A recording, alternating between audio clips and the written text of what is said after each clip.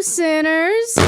How are ya? On today's installment of the Letterboard of Truth, our quote of the day is, "Alphas finish last." So I was doom scrolling through Instagram Reels, as one does when they're procrastinating. I avoid Reels like the plague, and because of this, Instagram hasn't figured out how to tailor the algorithm to my liking. I think it assumed I'm a Lana Del Rey fan because I was almost exclusively getting thirst traps from men in their 40s. Fuck student loans. What is President Biden gonna do about Instagram Reels? Don't worry though, I'll be making a dedicated video on all the cursed Reels I could find because I refuse to suffer by myself. Call me misery because I love company.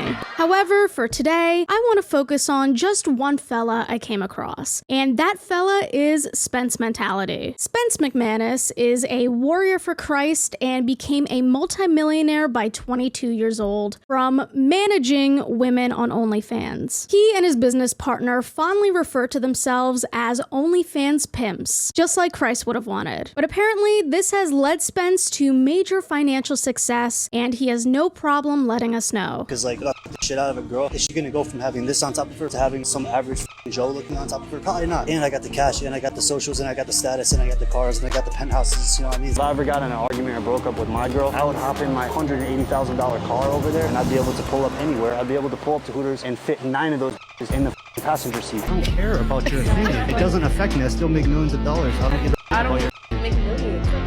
Okay, you're poor. I don't care about you either. So like, I'm basically top echelon, top tier of a man, like you motherfuckers aren't. Why would I care about your life? I still get to go up in my supercar after this and my door's open. For me, I ain't getting fired. I ain't nobody's.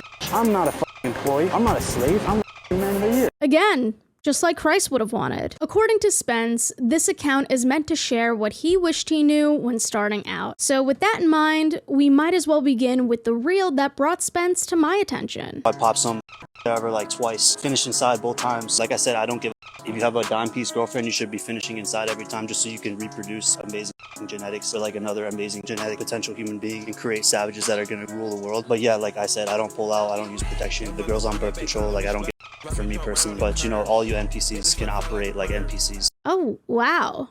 That was the last thing I expected you to say, but it's clear this guy is trying to be a mini Andrew Tate, from the aggressive delivery of generic self-help advice all the way to the exploitation of women in the adult entertainment industry. And in November 2023, Spence is a bit late to the party. Not just because these red pill pseudo-alpha influencers are misogynistic doofuses, but mainly because this genre of content is, dare I say, chuggy. So unless you're a 12-year-old boy or a neckbeard tweeting about how mid Margot Robbie is from the comfort of his mom's basement, by now it's easy to see how pathetic, insecure, and downright goofy these dudes really sound. When you think about it, it's kinda insane how random stock footage and Mr. Beast captions was all it took to suck thousands of young boys and men down the alt-right pipeline. But has anyone figured out how this guy's ejaculation practices are supposed to help us get rich? It'll come to us eventually. Spence is right about one thing. We should all be finishing, and with today's sponsor Lilo, that shouldn't be an issue. This holiday season, it's time to push the boundaries. Lilo designs their toys for those who crave adventure, for those ready to seek out sexual experiences beyond traditional penetrative sex. By taking pleasure into your own hands, you too can broaden your sexual horizons. Now it's easier than ever to do just that with Lilo's Enigma Wave. Not only does she look pretty, but she packs a punch too. The Enigma Wave is a triple stimulation massager with triple the motors and triple the fun. Using wave motion technology, it mimics a finger-like motion while combining sonic waves and gentle pulses for an incredible sensory experience. The Enigma Wave has 8 different settings to choose from, varying in intensity. When I say the power is in your hands, I mean that literally. And since the holidays are approaching, now is the time to treat yourself because Lilo is offering some incredible Black Friday sex toy deals. We're talking unbelievable discounts and bundles galore. So give yourself the gift that keeps on giving. Seize huge discounts on all adult products at the link below, and you can get some luxurious makeup gifts with your purchase. Thank you to Lilo for making this holiday season even more pleasurable for me and my sinners. Now let's get back to your scheduled programming. You know how they say men with sure SM7Bs are walking red flags? I will argue that guys with these little Rode lav mics are 100 times worse. But as we'll learn, generic hip-hop beats and a fancy microphone does not an alpha make. You might notice that Spence Mentality has around 10,000 followers. I was hesitant to talk about him at first because my video has the potential to give him an even bigger platform. But then I looked further and saw that Spence has over 1 million followers combined on his 3 other Instagram accounts, so I'd consider this an even playing field. However, I'm not convinced that all of those followers are real. For instance, when I first visited Spence's main account on my computer, he was sitting at 1 million followers. But when I checked this account on my phone the next morning, Spence lost 5,000 followers overnight.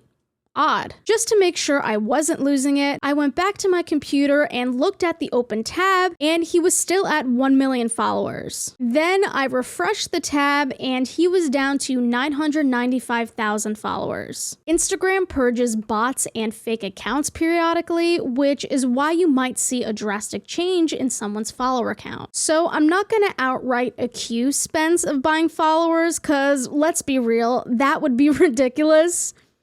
It was the Matrix, of course. With that being said, we have to hear more from this dude. I mean, if there was a choice between $500,000 and dinner with Spence, you already know which one I'm going with. I date a girl, she's never leaving the house. Like, she's staying in my basement all day for like years straight. She can come up to eat, potentially make me a sandwich, you know, do some laundry, have fun around the house sometime, but then right back down to the basement. Wow, we're starting off with a doozy here. Keep in mind, the caption is, "That's how you keep your girl." So he means keeping in the literal sense. If you want to make sure your partner sticks around, just hold them hostage. Technically, they can't leave you if they have nowhere else to go. Some people would catch bullets for their significant others. Meanwhile, this guy's catching cases. Like, a lot of you guys have problems with your girls going out here and doing whatever because you let them run the show. If you take Spence's advice, you won't just have problems with your girl, you'll also have problems with the law. I don't let my girl go out. My girl ain't going on yachts. My girl ain't going to house parties or clubs. What does this look like, bro? No, sit the down. When you act like this is how you are. Like, they love this. They love this. I swear to God. Yeah, buddy, that's called Stockholm Syndrome. It also doesn't help that he's talking about being dominant while wearing sunglasses to cover up the fact that he can't even look directly into the camera. See, a lot of you training legs and not training upper body. See, for me, I can walk into any store like this and steal your girl. Why? Because my chest is bigger than hers. I'll say it. His tits, they sit nicer than mine. And I'm only a little upset about it. Like, a lot of guys think, what if I have juicy quads? Of course, have nice quads. Oh, can't forget to flex the quads. Forget about up here. If you have a bigger chest than the girl, how could you not bag that? You know what I'm saying? And like I say this a lot of times, I do not get with women or sleep with women or talk to women if my chest is bigger than them. That means for me, I'm playing the feminine role in that relationship and the masculine role. Funny how he's equating breast size to a woman's value in the relationship. Kind of a self-report, if you ask me. It's like, how the hell am I gonna have a bigger chest than the female who's genetically supposed to have a bigger chest than me? It doesn't make sense. So boobs are boobs, dude. They're great in all shapes and sizes. And if you can't appreciate them, then you don't deserve to be in the presence of them. Even if you have a nice set yourself. What they need to do is, if you're a lady watching this and my chest is bigger than yours, you need to hop on some b-ball and you need to go and hit the bench press. I mean, if my chest has a chance of sitting like that after some roids and bench presses, I fear I might have to take his advice. I know I can't stop bringing them up, but they're staring back at me at this point. I'm no better than any man. On a slightly unrelated note, it seems like the phenomenon of influencers bringing entire film setups to public spaces is just getting worse. Even though it appears that Spence is alone, I simply don't know how creators like him can just treat somewhere like the gym as their own personal studio. That's just so obnoxious to me, and I feel like seeing one of these influencers in the wild would be so dystopian. If my chest is bigger than your girl's, you bet I'm gonna f your bitch. Your pussy-ass boyfriends know I'm hot as shit and can get any girl I want. Even they wanna suck my If my chest is bigger than your girl's, What? Sorry?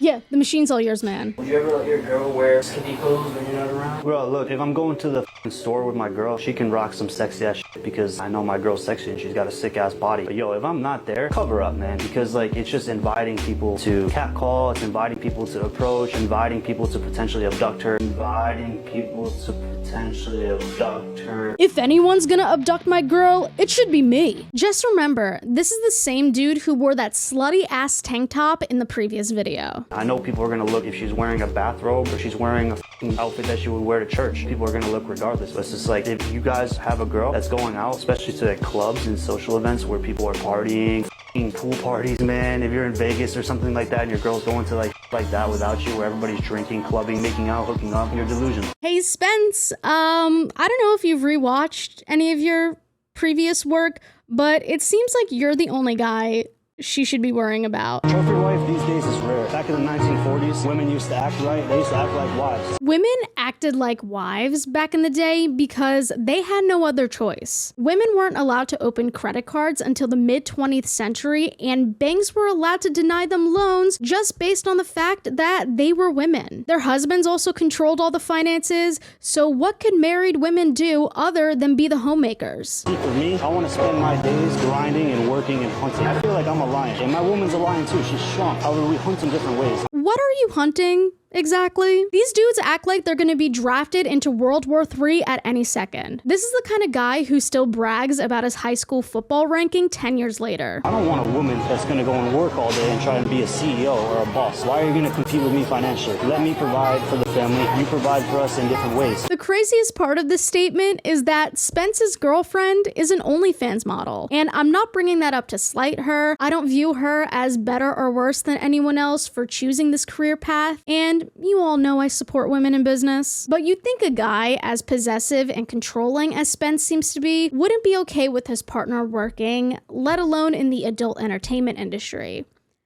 Unless he can make money off her likeness. Spence's girlfriend is one of many adult performers under his influencer agency, so it's okay if she's not so scantily clad because he gets a cut of her profits. Very interesting, I'll say. She understands that if I'm gonna do all of this and save the world and go and fight people every single day and protect her and provide for her, the only thing I want is you just hold it down. You stay loyal, you don't have guy friends, you're not going out, you're not acting like a girl that doesn't want everything. Again, what are you fighting? The knockoff Andrew Tate allegations? Because that's a battle you're actively losing. I think if you date a woman with short hair, then you're gay. There has to be something wrong with you, man. I look at women and I like feminine, petite, pretty, girly women. I don't know if I'm just hyper masculine or like so far right on the straight meter that that's what I like, but man, I can't date a woman that has shorter hair than me. I don't look at them as a woman anymore. Hey fellas, is it gay to date a woman?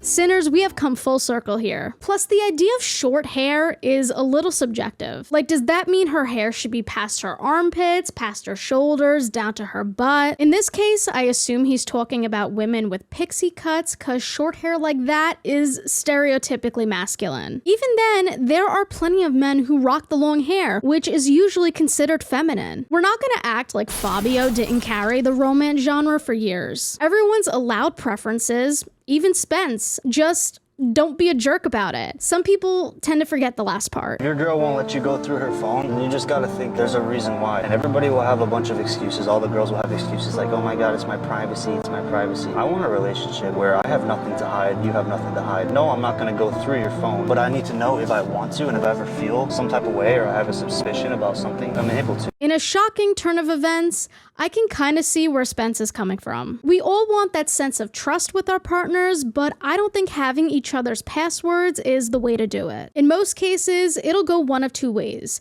You'll either find nothing and feel bad about snooping, or you'll read something out of context and it'll turn into a whole thing. Thankfully, this is something I never experienced, but if I was dating someone and I felt compelled to check their phone to ensure they're not doing anything shady behind my back, that's when I know that the relationship is getting toxic. Generally, I wouldn't advise staying with that person if your trust with them is that fragile, but that's just my 2 cents. Let me know where you stand on the comments. Me personally, I have my girl's passcodes to all the phones. I have the Instagram login. I limit the exposure to anything. We're not going on girls' nights. We're not going clubbing. We're not going on yachts. We're not doing any of that. Sorry, we're not going to girls' night? Buddy, You weren't even invited. Because I'm the man, you know what I'm saying? Like, I make the rules, I lead by example. I'm the man, and you have to listen to what I say. I make the rules around here because I'm a man. You see me lifting those weights? It's because I'm the man. A big, strong man at that. And you have to get so built financially, physically, socially to the point where they listen to you and they respect you because they don't want to lose you because you're the best option that they have. You could be right, at least in the physical aspect.